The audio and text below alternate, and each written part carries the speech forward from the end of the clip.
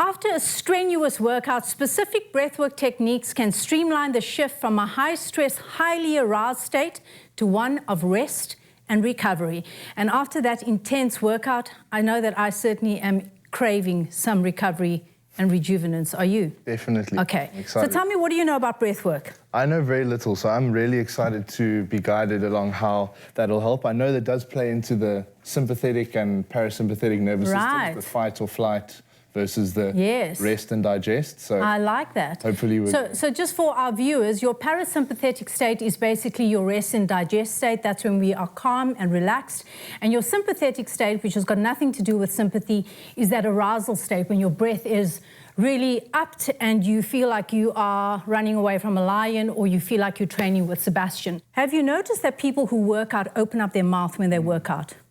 Yeah, you stop nasal breathing and you start to try and get in as much oxygen as possible. And it's counterintuitive. It actually doesn't help us in terms of stamina. So what studies have found is when you do only nasal breathing, you actually go so much further and you don't get out of breath.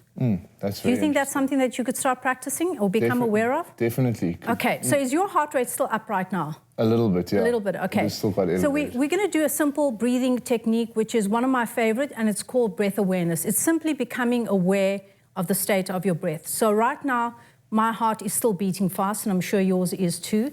And so to get it to that state where we feel safe and secure and rest and digest, we're simply going to become aware of our breath. So I find that when I close my eyes, I feel it more intensely. So we'll do that for about a minute.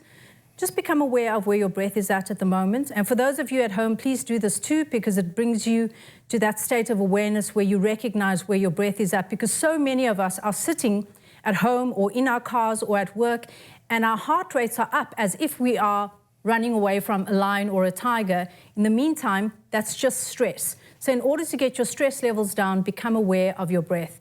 And you're just going to become aware of your inhale as it goes through your nostrils and your exhale as it leaves your nostrils. And intentionally and deliberately, you are going to slow your breath down. And see if you can go deeper. So have a deeper inhale and a longer exhale.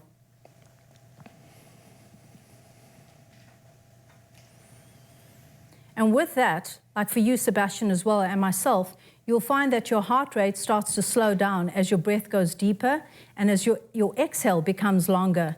It goes into that parasympathetic state of rest and digest. And one of the reasons why it's so important as well in sport to only do nasal breathing or any form of movement activity is that our nasal passages are actually used for filtering, right? Our mouths are not a filter system.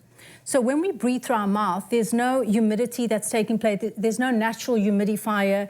There's no filtration that's taking place. Whereas when you breathe through your nose, that natural process is happening. So you're actually breathing in clean air. Okay. Because those little hairs in our nose, which is called cilia, actually cleans out all the air, purifies the air before it goes into our system. So it improves the quality of your breathing as well. Exactly. Is there a specific number, like count for maybe 2 seconds inhale, 2 seconds exhale? Yes. Or is So, you know, I don't really like to prescribe numbers because I find sometimes people get caught up on that and then they don't do the breath work. But I know that some people actually like numbers.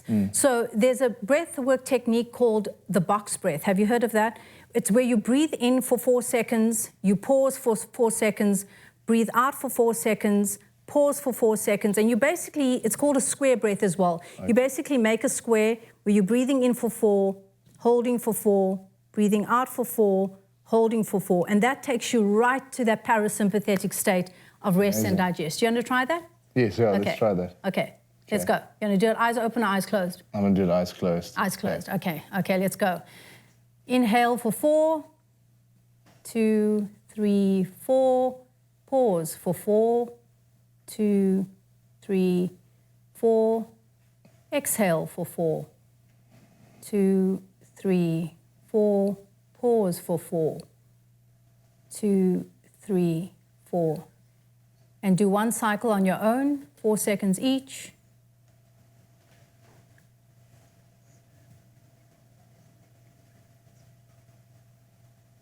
And when you're done with that cycle, you can open your eyes.